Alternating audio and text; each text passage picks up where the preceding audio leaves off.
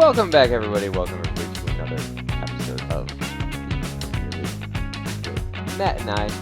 Of course, again, I have myself, but we also have Matt. Matt, how are you doing this week? I'm doing pretty well. Yeah, it's getting cold out, and it's not frozen at least outside, so there's that. But yeah, I'm doing good. Yes, it is getting cold outside, but let me tell you, it's warm on the field. All right. Let's, Matt and I have, it's so funny, Matt and I have been talking for a little bit too, and we were like, oh wait, we can do videos, let's get some videos on. So let's get right in on this, and let's get started with the Nottingham Liverpool game here. Big upset, Nottingham beating Liverpool 1-0. Matt, I'm gonna allow you to talk about this. Go ahead and talk about how you felt about that game. Certainly shocked. I don't know if anyone expected this result, except for maybe Forest fans. Yeah. It was a home game for them, at least. Yep. But, like, they did a lot with not a lot. 24% possession, about a third of the passes completed. But they somehow managed 7 shots on target still. So yeah, they, fair play to Nottingham Forest. Like, they don't look like a top of the league team, but they somehow beat a very good team. Yeah. And shut them down too. They didn't allow a goal, which is impressive by itself. Yeah. What were your thoughts?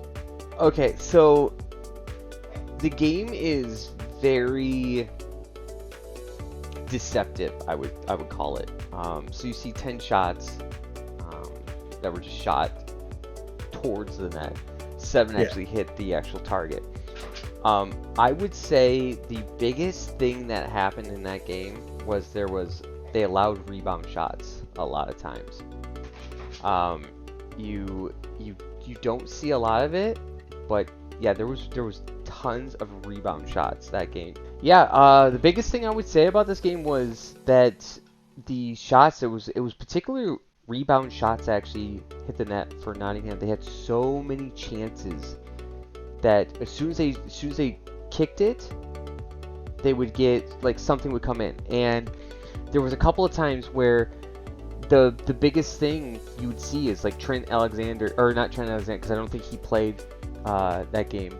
But they would have somebody, like a defensive winger, push forward. And as soon as you saw him push forward, Nottingham would come out and gone. And they would get a shot, and then they would get another shot on that. Like, Allison would make a save, and then they would get, like, a second shot or rebound. It was insane, that game, how Nottingham Forest would get chances. Even though, like you see, no possession. They would get chances. You'd have Liverpool, they would be holding the ball and passing, trying to find a spot. And Nottingham were like, we're just going to shoot everything on the net. Like, we don't care how it goes in. Let's just let it go in. So, good on Nottingham Forest. Great job on defense. They were making Klopp drive him crazy. It was insane. Good game on them, though. Very good game. Next game, Everton versus Crystal Palace.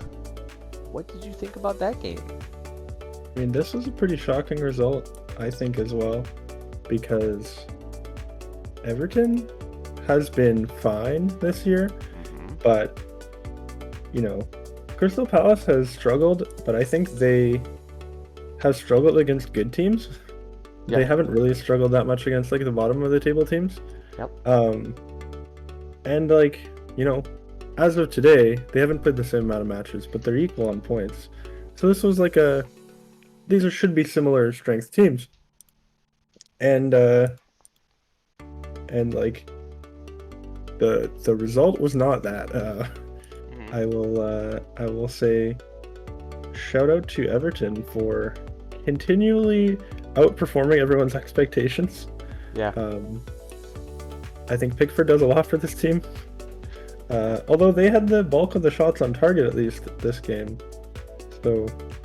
Even if he didn't make a save, they would have still won. There's only 2 shots on target he had to save. But in a few of those other games, like the Liverpool game and a few of the other ones, he's had to work for it. I think Tarkovsky is very good at times. McNeil, who got a goal in this game. Actually, those two, as well as one more who they got from Burnley last year, who I'm blanking on the name. I want to say from the tip of my tongue. Okay. He's like a forward. I'll come back to it. Okay. But yeah, they've made some good signings. They've finally like found the formula that works for some reason. Because they're doing well. Like they're exceeding expectations, and it's, you know, all credit to them. I think Crystal Palace could have done a lot better with the amount of the ball that they had, the amount of passes they had. It looks like they just couldn't really generate a lot in the opponent team's box, and then they didn't score a goal because of it. How about you? What do you think? Yeah, So this is one of the few games I only saw the highlights on, and based on the highlights, the key words for this game is stretch the field. As soon as Crystal Palace had the ball, they would kind of compact themselves into the final third for themselves, and then everything would look good, and then all of a sudden there'd be like a mishap, or somebody would turn over the ball, and you would just see just almost as if the Olympics were happening, just gunners just running as fast as they can and just go, and they would move the ball and they would counter so quickly on them, and I think it overwhelmed them. That is why you see, and this is why you're going to see a lot this week, that most teams that had the possession lead actually lost the game. I was very surprised about this score. I remember just watching the highlights and going, what the heck? But then of course you see the stats and you see 6 shots on target, and that's basically it. They would get in, boom, boom. Next thing you know, all of a sudden there would be a goal, or there would be a way of doing it. But yeah, the counterplay, perfect. Frank, I cannot believe he actually is doing well. I thought this team would be one of the teams going down. I think this game is one of the games that's probably going to keep him his job for the year, even if they go down. But I think they can't just keep this up. They're gonna trip. I'm sorry, I'm gonna say it. They're gonna trip. Crystal Palace had a massive hiccup. I don't know if they were looking ahead to next week or something, but good on Everton. I will give them credit. But I will say, I don't think they're going down. Maybe a hot take, but yeah.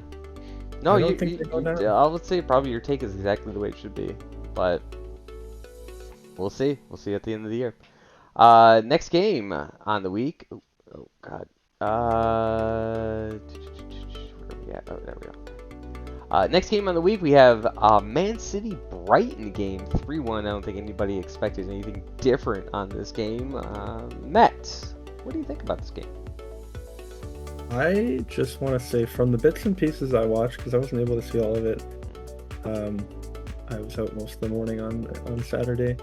From the pieces that I did see, Brighton put up a fight, and they pressed and they had a lot of the ball. Considering against the vast majority of teams, City has like 60% or more possession. They actually had less possession this game than their opponents. Yeah. Which possession isn't everything, but like a Pep team is a possession team, right? Like that's exactly what they are. That in itself is like impressive to outpossess that team. Yep. They weren't able to get the goals. There was one penalty allowed, but they Erling Haaland is also just incredible. I think one of the players on the team who loves having him the most is De Bruyne, because he is such a good deliverer of the ball that now that there's someone on the end of all of those balls, it's just like great. It just doesn't get like blown past the net or like lost to the defense. It goes in the back of the net almost all the time. So completely. I will say credit to Brighton, but City has something special, which is tough to deal with, and they're not in first, but they did make up some ground this week, which we'll talk about later. Yes, we will. So for what I thought about this game, I also did not get to see this game. This game, I believe, was being played during another game that I was watching. I know, weird. Why would you watch that game? Anyways, so I would say that the score is very, very deceitful. It's not 3-1. I would say this game is maybe 2-1, Right. if that, or a draw. You are completely correct. Brighton did a great job this game. The penalty, nah, I wouldn't even said that was a penalty. Honestly, I would not have said that was a penalty that was scored on. Haaland, of course, had a great goal, of course. Kevin De Bruyne, oh my God, De Bruyne must have came back from, because I don't know if you knew this, but he was one of the players that were on the list for the Ballon d'Or that just got announced. He usually is. Yeah, well, he was on there. He must have came back and went, oh, I didn't get first? Really? Okay, well, we'll see about that for next year, because he did this shot, as he does, from outside the box, and it was beautiful. Top corner, pink, right off, went beautifully in the net. The goaltender could not save it. And yes, as you see, 3 goals out of the 4 shots is exactly the way it was. Brighton stopped them. If their goalie would have been the best goalie in the world, they would have won the game. Brighton would have won the game then, or got a draw at least. They did a great job. Brighton should not even be even a little bit sad about what they did. Good job to Brighton. Of course, again, great job on Man City.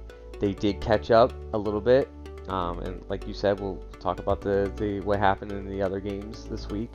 But yeah, great job to them. Man City's still clawing up. It's funny. I heard that Man City, people are starting to talk about Man City and saying that, oh yeah, Man City is like the best team in the world and all this other stuff.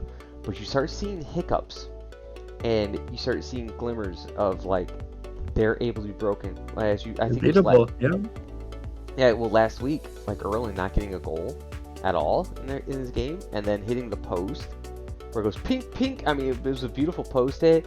I mean, you're starting to see that these guys might be starting to get a little cocky right now. Well, you think like, is it like it's a very nice position to be in, to be like, wow, are we slipping? Our best player isn't a goal every game. I know, I know. But here's the thing. That's the sort of thing that you're gonna get cocky for when you start facing like Newcastle. When Newcastle is gonna dominate you like they did this year, where they were up 3-1, and now Newcastle knows this and how to play you, and they're gonna come in and they're gonna start dominating you. They're gonna start being like, no, you guys can't just come into our house and start playing like half-assed because you got a Champions League game, and then all of a sudden, oopsie.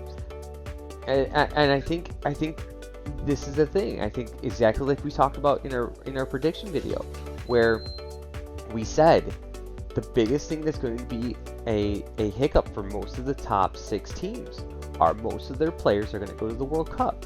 So are you going to play full out for your team, or are you going to play to try to go to the World Cup? Now the choices have been made on these players on who's going to go. So a lot of those players, maybe they don't play as well now. Maybe they go, I'm only going to kind of rest up a little bit. I'm going to make sure I can play my World Cup so I can, because a lot of players, they want to win, and De Bruyne's one of them. Now, I'm not saying De Bruyne's going to half-ass it from now on, but De Bruyne wants to win a cup for Belgium. They're a really good team. So they're slipping. Like their generation is like almost too old now. Like this is their last real shot. This is their last shot. Yeah, for sure. Fun fact: the opening game of the World Cup for them is against Canada. Oh, that's awesome. And Canada's probably gonna get smashed. But you know what? We're there. We're there at least. We'll see. But we'll see if Davies does something. Yeah, we will definitely see. But yeah, good job on Brighton, and again, Man City, of course, good win. Yep. Our next game, Chelsea versus Man U. Oh, I'm gonna allow you to get to this one. Oh man, go ahead. Again, I was out most of the morning, so I watched bits and pieces of this one on my phone, and from what I heard, and I know you'll speak more to what actually you saw, but Chelsea weren't getting much in the first half. They made some adjustments. they looked better. There still wasn't a breakthrough until very nearly the end of regulation time. I believe it was McTominay who dragged Chalobah down in the box. From I think they were lining up for a corner or a set piece or something. And they gave a penalty for it. Jorginho converted like he always does. Like that guy only scores penalties, but he scores almost every penalty. Yeah. And like I actually like had to go at that point, so I like stopped watching and I was like, okay, like that's pretty good. Like what's gonna happen now? Not only to like learn later that in the 94th minute of extra like in extra time, United found a way to tie it up. Casemiro is an incredible player. They bought him from Madrid for a reason. Like Man United is just like all of these players who used to be world class for world class teams who were like on the decline but haven't fully declined, like Varane, like Casemiro, you know, like they had what was it, the forward as well, Uruguayan, got the long hair, I'm blanking on his name. We'll put it in the edit. Cavani. There it is. Okay, there you go. So like a lot of the players that they buy are those, and it's like not necessarily good for them long time, but they pull out these special moments, right? Like, you know, like Casemiro bringing them back to level in the 94th minute, and maybe that'll work for them. But you know, I think either team could have won this game. It was very tight, very cagey, but I will say, were not for that penalty, Chelsea probably deserved to lose. But it was a draw. What are your thoughts? Yeah, I saw the entire game. And it's a funny thing too, because I was normally going. I even told Matt, I was like, hey, I'm going to stream tonight, so I'm not going to be able to watch the game. You know, good luck watching it and all this stuff. And I looked at my schedule, and my schedule said not to stream. Like it didn't have stream, so I was like, oh, I guess I can watch this. I want to do something else also. So I was just going to edit and then put it to the side, but I am kind of glad I'm watching this because you see how the announcers all talk about how great the game. Oh man, you got Chelsea United. You know, at the time it was 4th versus 5th, and you had Newcastle who could, if with a win, potentially jump both these teams if things played out just right, and it was a draw. And I was like, I just need a draw. Let me tell you, it was some of the most boring ever soccer I've ever watched in my entire life. These two teams did not want to. Both teams didn't want to lose at the first 30 minutes, and then you start seeing like the first 10 minutes, Man U kind of playing back, and then all of a sudden, almost like they knew it. Man U all of a sudden out of nowhere started playing really well in the middle box, and what happened was, Potter had his formation as, I believe it was a 4-4-2 or a 4. It was something where his midfield was just like 2 players or 3 players. They started with a 3-4-2-1. A 3-4-2-1. Okay. They always like the wing backs basically, which means 2 midfield almost every time. Okay, so that's what happened. So 2 midfield. So then he switched it up. 30 minutes in, he brings in a new player, and actually he took the player he took out, because I was kind of like, wow, that guy's actually a good defender. He took him out, and they made a diamond in the middle. They took Cucurella out, who was playing fullback. And then they moved Chilwell back, I guess. Yep. So then it was a 4. Great job. Awesome job. It stopped Man U immediately in their tracks. And for the rest of the time, Man U didn't have the dominance that they had in the midfield. Great job by Graham Potter on that. But I mean, even that first half was just so boring to watch. And I know most people will be like, well, soccer's boring to watch. No, this was like agonizing boring. It was like, let me kick. Oh, turnover. Let me kick. Turnover. Both sides were turning over the ball so much. And I could not believe how many times I was like, oh my God, I see why Newcastle is so entertaining to watch, because you see the counter, and it was just these teams, that should have been the score. The penalty was not a penalty. The dude tripped and fell. Most of these players will trip and fall, and the way the refs were like, boop, boop, boop, and the Casemiro goal was a It was goal. goal line technology, they said. Yeah, right? yeah. It literally, I was like, that's not a goal. That's not a goal. But I'm glad they did goal line technology. It was literally the width of the width of a piece of grass. Literally, it was that close, and you're like, oh my God, that was. And this was actually the first goal let in by Chelsea's goalie in 6 games, I think it was, in all competitions, 6 straight games. That was his first goal let in. So that was a big thing. But I would say great job by both teams for getting the draw. It should have been a draw for sure. That penalty shouldn't have been a penalty. So I'm actually, as a Newcastle fan too, it was good. It was a draw. But one of the most boring games I've ever seen in my entire life, and I'll admit to that, because that was so boring watching. Just both teams just don't. Not they both. It wasn't that they wanted to win. It was both didn't want to lose, and it was like, Was it boring as Wolves Bournemouth 0-0 earlier in the year? Because that was a pretty bad one. Yes, at least they tried. Okay, it was kind of like, honestly, it was kind of like that. Both teams were just like, but they weren't turning the ball over because they were afraid of losing. Both teams were just bad, and they just couldn't play. So, but yeah, that's my thoughts. And I actually, one of the few games I did watch this week. So, next game for the week. Next game is Wolves versus Leicester City. Holy crap! 4-0 goes Leicester. Go ahead. So we're continuing the trend of the team with less possession winning. Aside from the draw we just talked about, because neither team won. Leicester had less of the ball, but they only put 4 shots on target and only 5 shots total, and the 4 on target all went in. Yes. I watched back a bunch of the highlights of this game. I watched some of the play before and after the goals. They needed this. This was like, I don't know what it is, but Wolves are just lacking something. And I mean, Leicester has been as well. So this is kind of like a test of like, okay, who really is like at the bottom, right? And I think Maddison stepped up. Barnes has been a really solid player for Leicester despite their like poor run of form. I think Vardy even got on and had a goal at near the end.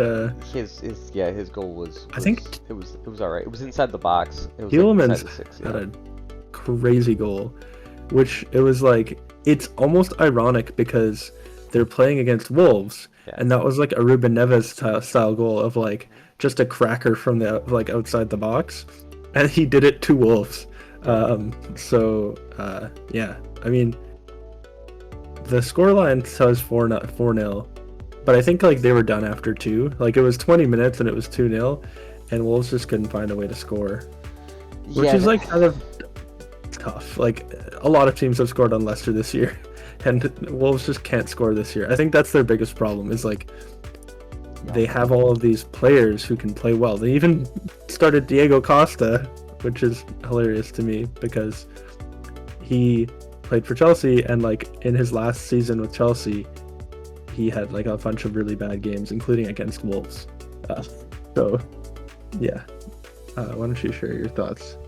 I will say this. I don't think Wolves are going to have a good rest of the season. I think they love that they love the fact that the World Cup is coming because they need it. Wolves got scored on 4 shots, and the goalie didn't stop 1 shot at all. That's terrible, and especially when you turn over that. And I will say this: should it have been 4-0? No. Should have been maybe 3-1. Should have been the score. The goalie for Leicester, he did really good. He's been doing good actually the last week or two, but they've been facing the bottom dwellers, and this is that momentum that they need. Leicester City needed to do that, and you and I both said that they cannot fire the head coach. They should not fire the head coach of Leicester. It's really smart to just keep what's going on. And they did. And look at they gave him. Hold on a second. There we go. And they gave him the ability to go, hey, listen, guys, I'm going to go ahead and I'm going to give you the props you need. I'm going to give you. We're not going to fire you. And it's smart of them. Very, very smart. But yeah, like I said before, the team with the most possession, and in this one, the team that clearly dominated. If I were to tell Matt, if I were to go to you and hey, man, it's one team that had 21 shots and six of those shots were on net, 21 total shots, 61% of the possession. With the other team had 5 shots, 4 hit the net, and had 39%. And I said, who do you think won the game? And here's the score, 4-0. And you'd be like, oh, of course. Depends which of the teams has Wolves. Yeah, but I didn't tell you who the teams were. You would clearly say, though, that the team... The thing is, there are some counterattacking teams in the league. Like, if Liverpool was the team with 39%, then maybe they would have won, right? Like, they have a very strong counterattacking team. But... clearly, yeah. It was a big problem. And I think honestly, Madison was just trying to show that he needed to get to the World Cup. He needed to show that. A lot of guys want to.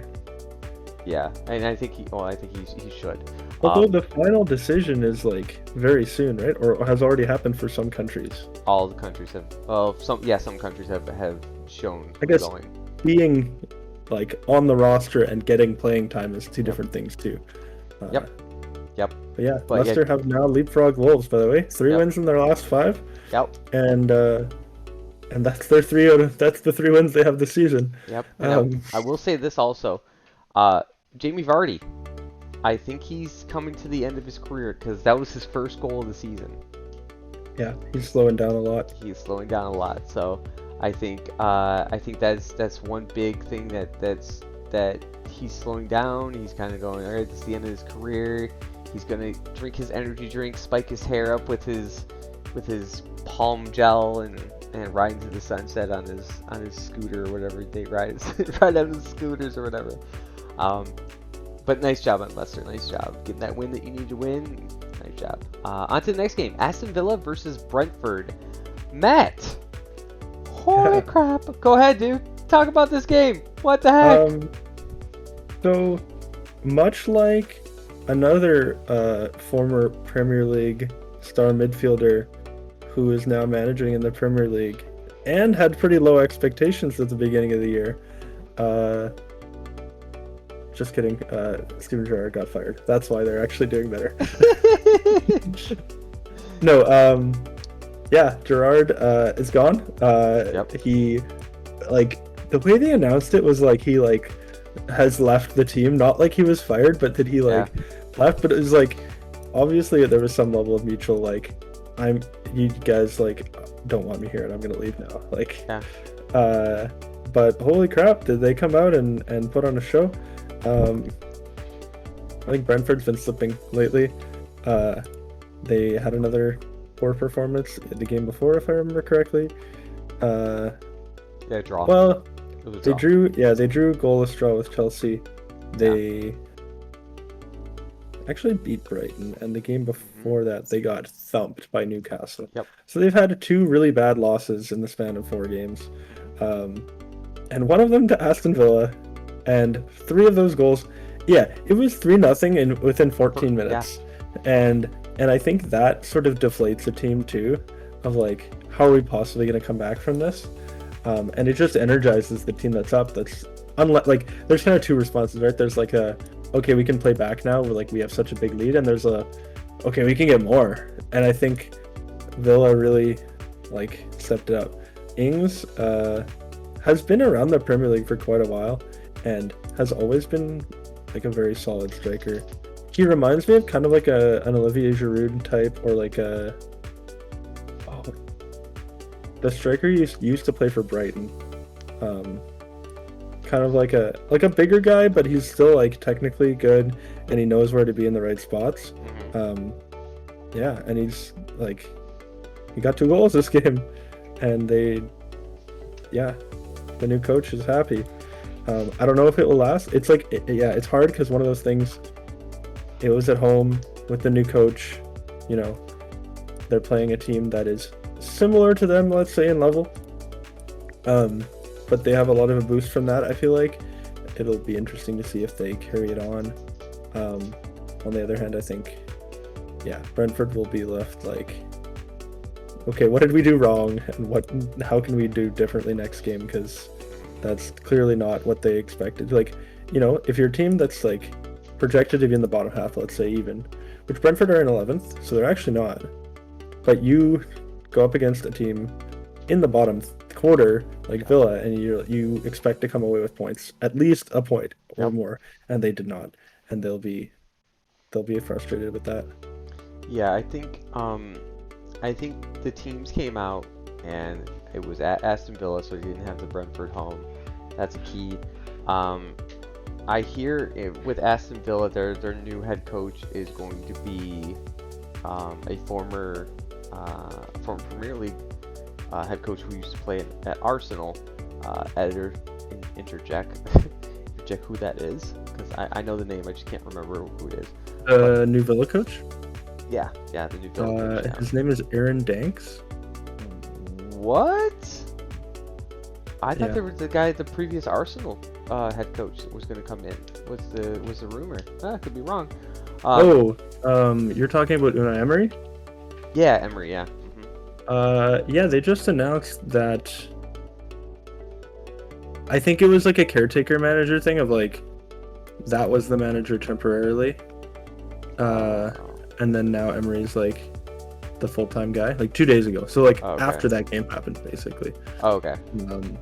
So like interim caretaker manager, whatever they want to call it. They found a guy pretty quick, and so yeah, it's Unai Emery. Well, maybe. Okay, let me see. Yeah, because I'm going to check the news on this one. But yeah, they had a great job. You could see Aston Villa was coming out and saying like, we're going to show that we're a great team, and they just punched those guys right in the mouth quickly. Boom, boom, boom, boom, and it was amazing what they did out there, and honestly, great job to them.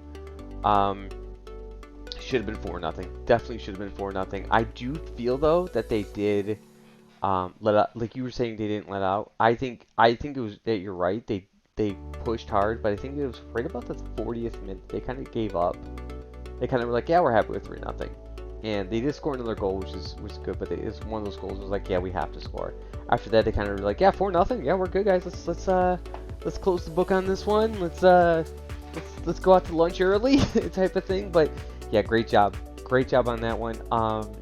I think Ivan Toney ripped the heck out of his teammates after that game too in an interview, which was an incredible job by him, and good on him too as a captain. Like, well, he wants to have results too, not just for the World Cup, but like just because his teams, can be better. Yeah, definitely. But yeah, great job to Aston Villa. Brentford, playing like Brentford. Gotta step it up though. On to the next game. Arsenal, Southampton. I actually watched this game, but I'm gonna let you go first on this one. Go ahead. Right. So I didn't end up seeing really any of this game at all. So I'll give my 2 cents and let you do the majority of the talking. Okay, yeah. I'll just say, how great is it that Arsenal dropped points? Literally anyone except Arsenal supporters will be happy about this, especially Manchester City, who's 2 points behind them in the table now, and looking very hungrily up at that first place spot, while a lot of other teams are slipping. So like, this is their time to try and stay at the top, and they have to keep winning, and they did not, despite having, again, so the team with less possession didn't win, but like, the team with more possession didn't win either. But see, that was exactly what I was talking about. This was the weird week. It was like a Twilight Zone style of week where with a team who had possession, either drew Didn't win. or lost. Yeah, it was in almost every game. It was so weird. But yeah, go ahead. Yeah, but Arsenal went up, and they were up for a lot of the game. I'm not even familiar with Stuart Armstrong. That sounds like the name of one of the referees in the Premier League, to be honest. But he scored, and I'll let you describe your thoughts on the game now. Okay, so this is why I will say any person out there that does these commentary videos, if they don't watch the games, they should talk about as long as Matt talked about it and then move on, because there's a reason this game happened like this, and I will say this, the score should have been 1-1. It's exactly why. Okay, so you go into this game and Arsenal was dominant. I'm talking, they had shots on the goal, or at least near the goal. They would set up, but they were trying to be too pretty also, trying to get those goals against Southampton, because they're like, oh, it's Southampton, who cares? And they got the goal early, which was good. Right about, I would say, 40th minute, 35th minute of the game, torrential downpour happened in England. Oh. Yep. All over like Southampton area and stuff, there was torrential St. downpour. Mary's, right? Yeah. Yep. It was everywhere in that region had it. You know, in London there was a torrential downpour. That made the ball so wet and wouldn't move as fast. It helped Southampton, because that meant that Arsenal couldn't play their game. That was exactly how they like to play. Ticky-tack. Pass it. They couldn't do it because it slowed down the ball. That gave Southampton dominance on defense. You should see them, the way they would get in front, and it gave them a chance that their slow players could catch up. Their defense is actually quite good. But if you play quickly against Southampton, you can beat them easily. But that weather was the key, and it got them to come back, got them to score a goal. It frustrated, so much frustration in that game. You saw the head coach, he was just flipping out. You would see him at oh my god, what are you doing? He was on that sideline just ripping on them, and he lost his cool. He told his players like what to do. He brought new players in early, and that's what did. I'm telling you, the reason you should give the assist to the weather on that game. It was incredible how Arsenal had a dominant hold on that game, and they should have had about two goals at least, possibly a third goal, even though there was only three shots on net total. But that's why there's only 3 shots, was because that water. And let me tell you, if anybody's ever played golf before, and you hit that ball, if it's wet, that ball is damp, and it just it's slow. It doesn't move as fast, and there's friction, and there's not enough air on the ball, and you don't get enough bounces and stuff like that. So, yeah, great job. Great job as the weather. I will add one thing. There's a saying that people say a lot about like foreign players coming to the Premier League who aren't English, and they say, you know, can they do it on a rainy night in Stoke? Yeah. And this is the kind of game that they're talking about, where it's like gross and messy and tough, and it's not necessarily like friendly to like skill players. Exactly. It slows them down.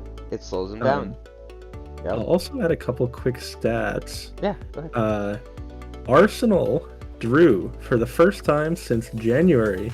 They had 27 league games in a row in the Premier League without a draw.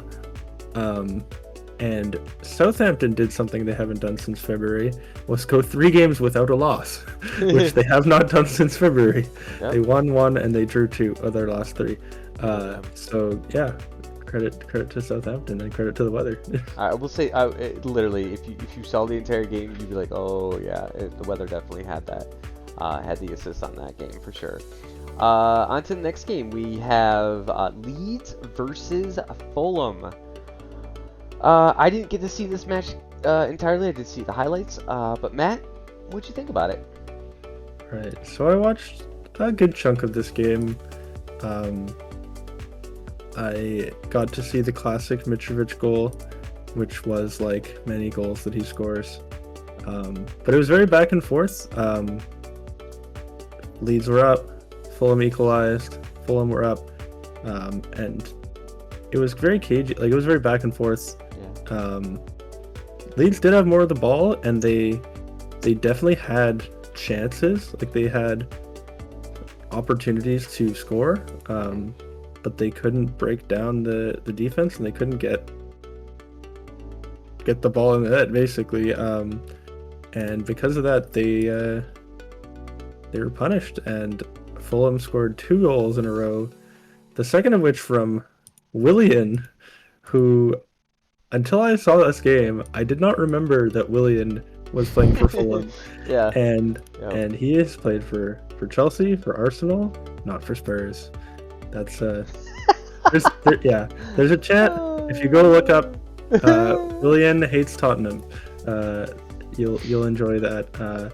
And he scored against Leeds, which would prove to be the winning goal, because Leeds came back and they were pushing, probably ever since that. Like, since they went to 3-1, they were pushing pretty hard. They got one, they ran to the net, grabbed it, went back to the middle. They couldn't get another one in time, and that was it. But I will say both teams fought hard, but Fulham pulled it out, very surprisingly, on the road as well. Yeah, Fulham is starting to show that they can at least keep up with they're not going down. They like won 7th right now. They won the championship last year, right? Like, they crushed it. Yes, yeah, they had it within. I think they had it within the last 2 weeks ago. Like, yeah, I saw, but we all thought Fulham was going to go down. We thought Fulham was going to be the Norwich. You go up, you win the championship, you go up, and then you go back down again. Then you go up, and then you go back down again. But no, Fulham's showing that they can at least keep up. They played in the highlights, at least what I saw. Once again, who wins the game? The team that had the less possession this week. Again. Yep. But you could see that Team America was just not doing well, and even their head coach said, it's my fault. I should have prepared them better, and I should have done more. You could see how many chances they were missing that they should have had where they shot it on net, and at least on the highlights, it showed that they definitely, Fulham should have won this. Leeds have been in a downward spiral. I think that is the 4th or 5th straight game where they lost, fourth straight loss, and now they're in the bottom 3. They're 18th, yeah. Yep, and so they're gonna need to come back, and they're gonna need to come back in their next game, and we'll talk about it in our prediction video, but they got to get a win. I don't think a draw will do. They got to get a win. Whoever it is, I don't care if it's Man City. They got to get the win, and good on Fulham. Even though you guys almost got drawn on, good on them. You guys are showing that you guys are good shots. I think Mitrovic's goal was like a set piece goal almost. Yeah. Okay. Like a header. Okay. Yeah. The set piece shouldn't have happened though. I'm just letting you know. But yeah, good on Fulham. Fun quick fact. Speaking of they need to win, the last game they won in the Premier League was against Chelsea on August 21st. Yep. And they have not won a game since. Yep. So they definitely need it. Yep, definitely. On to the next game. Oh, it's Tottenham Newcastle. Oh, what? You go first. Oh, you want me to go first? Of course. I got plenty to talk about. Okay, so this Newcastle game, I was spoiled and I was pedos. Let me tell you how mad I was about this. I made sure that I stayed so far away from YouTube as much as I could, because I did not want to get spoiled. So I went on and I put on Peacock. I did stuff around the house. I came and did I played Football Manager. I just tried to stay away as much as I could away from that. And then what I did was, because what I have to do is, if the game is on anything but the Peacock network, I have to wait until the next day to watch the game. Well, I got up the next morning about 6 o'clock in the morning, 7 o'clock. I got pushed up to wake up early. When I did that, I turned on YouTube on accident. My brain is foggy. I turned on YouTube. The first thing that pops up is not only the Newcastle game, but I got NBC Sports talking about Newcastle winning and their reaction after the Newcastle win. Like, you sons of Oh, bitches, no. right? So immediately, what I gotta do? No, all right, I got about 2 hours left to go, and let me watch the highlights of the game. Okay, cool. Then I watched the game, but let me tell you, there was a couple things from the announcers that I heard that I thought it was hilarious. One of the announcers said if I were New Eton, I wouldn't want to go home, which I thought was weird. But New Eton, I guess, is a city where where I guess a dude is from. I guess it's not like a nice town, but because of the way Tottenham was playing so badly, he's like, I wouldn't want to go to New Eton because they would kill them. Oh no. And I also wrote this down, which I thought this was a great stat. Newcastle has scored so many times this season on the 30th minute. It was another 30. It says 31st. It was the 30 minute, and it was a. If you didn't see this goal, well, basically what happened, Callum Wilson played great, and he ran up to the ball, and he stood there, and he's like, whoa, oh, whoa, okay, all right, you got the ball. I'm just gonna stand right here, and the goalie knocked into him, and the goalie was like, I'm flopping. Oh, that's a penalty. It was like, no, it wasn't. And even Howard, who's the U.S. goaltender for ages. He's played in the Premier League. He actually said, no, that's not a foul. Like, he was standing his ground, and the goalie ran into him, and he scored a beautiful goal that way. Tottenham did terribly. They, again, had more possession, but that's a false possession. Newcastle had, at the half, it was, Newcastle had 51% of the possession, compared to 49. They both had 2 chances on the net, and Newcastle actually had only 4 shots compared to their 12 shots at that time. So Newcastle in the second half actually played way better, even though 2 goals were scored. But it was the counter push that Newcastle did that game that was incredible. You saw it was every single time Newcastle push, got in front of people, made turnovers happen. It was the entire game. Newcastle could have scored probably I would say probably a third one easily that game. Harry Kane's goal was a great goal. I think they got lucky with that goal with Harry Kane. It was a header that came in the box, but it was so close to if it could have gone either way. I will say the goal should have stood, but Harry Kane got lucky it wasn't offsides, because if their own player would even nicked it off his shoulder even a little bit, if there would have been a little ruffle, if it wasn't wet, I think it would have been counted because he was offsides. He was actually offside at that time, and he ran ahead, and you see Trippier just taking the guy down. He's like, oh, I'm going to take him down, and that's the way Newcastle plays. Newcastle is playing a style, and I will say this. I will say this is my last thing. I'll let you go on this afterwards. Almiron. Wow, I was wrong. I will admit to this very moment. Almiron, you are a great player. Coming in and literally going like, no, they need to get rid of Almiron. He's not great, and he's just dominating. And the way Newcastle is going to play, they are in 4th place right now, top 4, without one of their best players in the world. Like, they're going to be scary as hell coming back after. You're talking about St. Maximin? Yeah, St. Maximin. Plus Isaac is out until January. You're going to bring in Isaac, and you're going to have Callum Wilson be able to be your backup.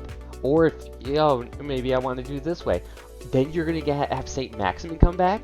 Like, you could see at the very end of the game, it was so great to see how the team, like, you know how normal teams win and they all clap and everybody, like, maybe will walk up to somebody, high five them, and then they'll go to the other team. After the game, it was almost like a hockey thing. They all got together in the middle, basically, or they all got together somewhere on the field, and they all kind of huddled together and going, great job, guys. You could see how great the team can be, and how much of a team bonding that Eddie Howe has done on this team. And I will say this as a Newcastle fan, I'm excited for the season. I have said, and also you, 7 and 6 or somewhere in that range. I think we both said Europe at least. I think Champions League easily. On this one. Easily, I don't know. Well, here's the thing. One of the things we didn't say and I believe it was Arsenal. Arsenal has not faced, or I'm sorry, it wasn't Arsenal. It is I think it's no, I think it is Arsenal. I believe it is Arsenal. Arsenal has not faced all their big teams. Arsenal in the next couple of games, they have like the big wigs by the end of the break, they have only Chelsea. That's it. Then when they come back, they have Newcastle on January 3rd, Tottenham January 14th, Man City January 21st. You have those three powerful games right there. You got a couple games after that one. Then you're coming back and doing Liverpool. You have two Man U games you gotta make up. Man City games you gotta make up. Then you got Newcastle again. You have Chelsea again. I mean, I don't think Arsenal's gonna stay up in the first place. I will say they did play Liverpool once and they beat them. They did. That is true. That is true. But they're one out of one. But yeah, the City game's getting delayed, and they have yet to play Chelsea. Yeah, I think didn't they beat Spurs as well? Haven't they had a North London derby as well? Yeah, they did. They did. Yeah. It was Spurs one week and then Liverpool the week after, and they won both of them. I could be wrong. But yeah, there's a team that hasn't faced all their big boy squads. So I think those postponements really messed with everything. Yeah, I agree. But yeah, go ahead.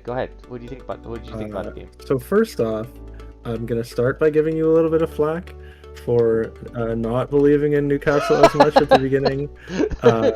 Before I'll let you have your moment. You were pretty skeptical of them after, I think it was the 4th or 5th match week. The draw series that they had, yeah. Mm-hmm. They drew Bournemouth. They drew Wolves. They drew Wolves. Yeah, and you were saying oh man, I think this might be it. They're not doing it. They need to come out and win this next game. And to their credit, they did. Again, yeah, you were slagging on Almiron a bit. He's incredible.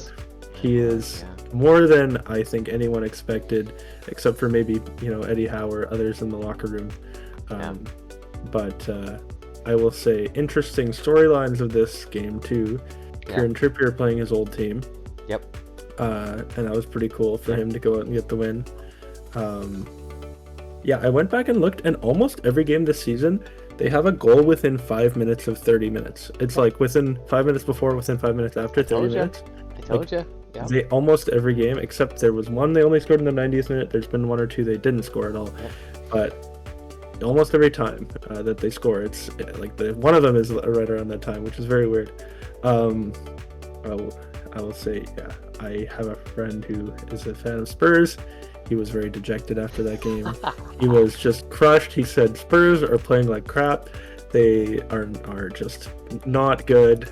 He was saying the hopes of Spurs being a top team are crushed. And that's the kind of thing is this is a team that's trying to break into the top 6 against a team that's kind of on the verge of the top 6. Yep. And I'll hit you with the stat that you might really like, which doesn't necessarily mean anything. Newcastle has lost the fewest amount, they're tied for the fewest losses this season in the league. Mm-hmm. Nobody has lost less games because they've only lost one game. They've had a lot of draws and some wins. Every other team has one loss or more. Now that Arsenal and City each have a loss. This is also the lowest amount of defeats that they've had after 12 games of a Premier League campaign. Yep. The other 3 times that they did that, which was twice in the 90s and one in 2012, they finished top 6 each of those times. Yep. So I know that stat. Yep, I know that stat too. It's a good sign. It's not guaranteed. I think they're trending upwards, which while other teams like Liverpool are floundering, Spurs are in 3rd, but they've lost 3 of their last 5. They don't look good in the Champions League. Yep. This is kind of their time, right? It's this is the time to take those opportunities, and they're doing it. Mm-hmm. Yeah, it's really nice in Newcastle. That stat also, Newcastle is the #1 defense in the entire league right now. They've let the least amount of goals in. So if you're coming here And I will say this: there's one also stat line that you probably missed, or you're like, oh wait, really? 12 fouls. Hell yeah! It should have been more. Holy crap, those guys were fouling like crazy and flopping. Spurs? Yeah. They always do. Oh my god, they flopped like dude, it was so bad. They were like, I fouled, and the ref was like eventually the ref was kind of like, get up, like stop being stupid. Like, I'm sick of you doing what you do. Just stop it. And so yeah, I was very happy about that game. I was ecstatic. It sucks that I had to get spoiled by it, but I was like, yes. But I'm telling you, I will say this: if you want to stop Newcastle for the minutes between the 25th minute, hell, I'll even say the 29th minute, all the way until about the 37th minute, you put 5 back, 2 defensive midfielders, and you just sit on the goal line and just don't do anything. Because I'm telling you, I kept seeing, I kept writing, this is when they scored. This is when they scored. And all of a sudden I'm looking at, and I just see 30 minutes, 30 minutes, 30 minutes. And I'm like, oh my god, Newcastle scores in the 30th 28, minute. 31, 33, 30, 32, like all of those minutes. Yeah, I will say this: if you want to get one of those sports bet apps, write down where you put like $2 down, and it's like it's going to be a 5,000 to 1 bet, because you're just like, you're going to guess when Newcastle's going to score the exact minute they're going to score type of thing, or even a range of it. Put it down on 30th minute this week. I'm telling you, you're gonna win a lot of money. You're gonna win it. So, good job on Newcastle. Tottenham, suck it. Good. I will say you were talking about the Harry Kane goal being offside. They did have a goal called off in extra time from Kane, which was maybe barely offside. I'm sorry. What? I don't. What? This? Are you saying this week? There was a goal. Yeah. They scored.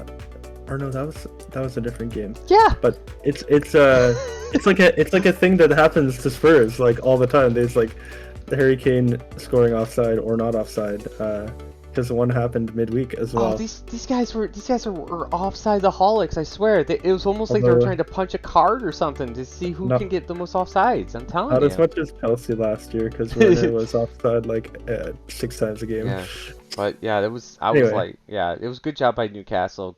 Literally great job. It wasn't even like they were trying to sit back. It was all these counter defensive attacks. It's going to be tough to beat Newcastle this year. I'm excited. I'm very excited, and I'm super excited about the November game, the last game before the World Cup. Newcastle versus Chelsea at Newcastle, and they're gonna win. Chelsea never wins at Newcastle. Oh yeah. At Newcastle. Newcastle was a bogey fixture when Newcastle were the 20th place team. So it's doomed. Yeah, and the biggest, I would say the biggest game of the season. I will say this right now, the biggest game of the season. I'm talking about all the games. The biggest game of the season this year, very last week, Newcastle versus Chelsea in Chelsea. Could you imagine if that's for the Champions League slot? It totally could be. Wow. That is going to be one of the biggest games of the year. That game is going to be full. Oh my god. If I was the owner, I'd be like, hell yeah. I'm building a stadium. We're going to Wembley. We're going to Wembley. You know what's crazy is the game before that. Yeah. Chelsea plays at Man City. Yeah. Yeah, Chelsea. That's what I'm saying. That game could be a Champions League game, no problem. Like, seriously. So, but I don't want to get ahead of myself on that one. We'll see. But yeah, nice job on Newcastle. Good job again to the weather, because it did slow down Tottenham a little bit when the downpour, and there was lightning at halftime, so they kind of had to give a little bit of a chance. But I would say good job in Newcastle, staying out there and staying strong against Tottenham. Good job. And finally, in the last game of the week, which actually I didn't see any of it. I haven't even seen the highlights of it, but I would say the game was probably pretty hard fought. West Ham versus Bournemouth. Go ahead. Right. I also didn't see too much of this game, so I'll keep it pretty brief. Okay. West Ham has been hurting for wins this year. Yeah. They were predicted by a lot of teams to challenge for a European spot, and right now they are just barely back up to 10th. But the fact that they could go out and beat a team like Bournemouth at the London Stadium at home, with what I assume is a set piece goal from Kurt Zuma. I haven't seen it. Former Chelsea. Let's quick plug that. All right, the Lone Army. Yeah, you know what? I'll let you if you want to hit the recap real quick. I'll go on what I gotta talk about, and then maybe you'll be able to. I'll say. Okay. There was one thing I can talk about briefly is that I was talking about former Burnley players really showing up earlier in the Premier League. Yeah. And I didn't mention Nick Pope, who has allowed the fewest goals of anyone this season. But the other one I was thinking of was Maxwell Cornet, who plays for West Ham. The Zuma goal was a very ugly goal. It was just kind of bounced around a bit after a corner. It was a corner. Of course. And he managed to head it on through. And it kind of bounced off a few people in the way. But you know what? If you can win by scoring the not so pretty goals, and then they had a penalty in the 92nd minute, which kind of sealed the deal. I think it's good for West Ham. They definitely need it. Bournemouth, again, they've surprised a lot of people with a lot of results this year. Yep. Actually, it looks like their goalie was substituted in this game. Oh, really? Okay. So maybe he got hurt or something, and probably got a card. Well, no, he was taken off. He didn't have a yellow. Oh wow. Yeah, but you could have got a straight red. There's ways to get straight reds. Touching the ball outside the box or whatever. It doesn't say he got a yellow or a red. It looks like it's just a substitution. I'm hearing Mark Travers subbed on for him. Oh no. Okay. Never mind. No. The backup went on. So it looks like maybe he had an injury or something. It's unlucky, but have to look into it a little more. West Ham's again trending upwards, which is good for them. Bournemouth has had a lot of good results. They're in 14th, which is probably better than they would expect, but don't know how much they can continue. What do you have anything else to add? I mean, I didn't, like I said, I didn't see the highlights. I didn't see majority of that game. I would have definitely picked West Ham winning the game. I will say this, that my predictions are going to be spot on. Again, it's going to be perfectly spot on. Bournemouth was going to have a great start of the season, and this is the time when the weather is going to get colder. Bournemouth is going to start failing, and they're going to trip, and they're going to fail. And I still think that Bournemouth's going to be one of those teams that are going to go down. I did say Fulham was going to, I believe I said Fulham was going to stay up, but I thought Bournemouth was definitely going to go down. But good on West Ham. Finally, I mean, remember this. Remember when West Ham could not score a dang goal the entire year, and now they're up with the mid-table people with 11 goals. They couldn't win a game for the longest time. Well, they couldn't score, so yeah. And but interesting fact here, quick stat again. They've won 5 consecutive home games in all competitions. Yep. For the first time since October of 1999. That is when they're of the times that they've been in the top division. But a lot of those have been in Europe. They've won a lot of home European games. And Bournemouth, unfortunately, have failed to score in 7 Premier League matches this season, which is tied with Wolves for the most. Yep. And West Ham's not in there. They've scored in more than 5 of their games, so that's good. Yep.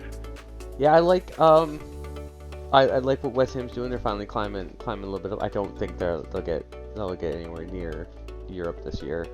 I think there's too big. I think 7. They could make Conference League.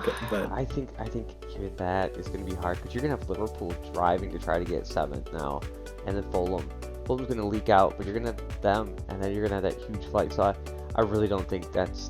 But hey, that's we'll see what happens. Anything can happen. Yep. So I'm showing the standings now. So right now we have the standings up. I like the way the standings are looking. There's no runaway teams. I mean, you have it even in the mid-table. We're 10th, which is 14th, and 18th, which is 9. that right there. 5 points. That is And it's really only 2 games. 6 points from ninth up to 4th. Yeah. So, and that's pretty good, especially when there's only like 30 some odd games in a year. I mean, 38. this is like the first third, right? This is the first third of the season, and teams are starting to kind of show where they're supposed to be put. This is where they're going to be, and unless teams go on a good run. But nice job by everybody. I mean, even the bottom, like remember last year, Norwich had like 0 points. Well, Newcastle had so like bad. 0. They were so bad. And so you're like, okay, Norwich is going to go. But now you got Nottingham Forest with that big win. They could bounce out of the Any of them bottom. could win and jump out of the bottom. Exactly. I'm going to love this season. I'm going to love the rest of the year. But yeah, that'll be the end of this episode. I probably will cut it down. Hopefully we'll keep it under the hour marker. Maybe not. We'll see. But I hope you guys enjoyed this episode. If you guys like it, please hit that subscribe button. We would appreciate that. Thank you again, Matt. We'll see you. We'll see you next time. All right, guys. Have a good night and goodbye.